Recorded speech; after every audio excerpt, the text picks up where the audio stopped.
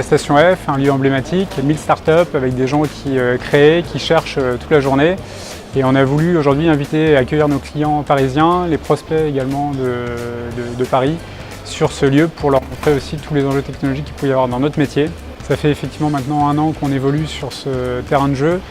On y effectue toutes les prestations de propreté ainsi qu'un petit peu de factotum avec la mise en place des salles de réunion sur le bâtiment. On a aujourd'hui 35 collaborateurs qui évoluent sur le bâtiment. On a adapté notre organisation avec du travail en journée.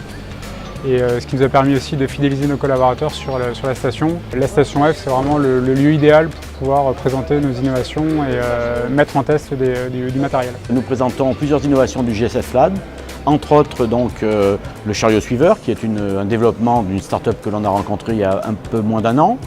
Également les semelles connectées, là aussi une conception d'une start-up de Sophia Antipolis. Nous présentons également le cube connecté, c'est un cube de service qui permet d'adresser des demandes de la part d'un client, soit en propreté, soit en différentes demandes de conciergerie. Nous présentons également une autolaveuse robotisée de la société Diversé qui permet de monter en gamme la prestation de propreté. Et nous avons un invité, Pierre Bentata, qui est économiste et qui va un petit peu explorer le champ de l'innovation, le champ de ce que l'économie aujourd'hui recherche pour alimenter un petit peu notre discussion. C'est une initiative qui est vraiment fondamentale. On a énormément d'entreprises qui innovent, on a beaucoup de secteurs dans lesquels on a beaucoup d'innovation, mais tout le monde se concentre uniquement sur les grands cas. Du coup, on a tendance dans les sociétés à zapper complètement le fait que dans toutes les entreprises, on a des grands changements technologiques.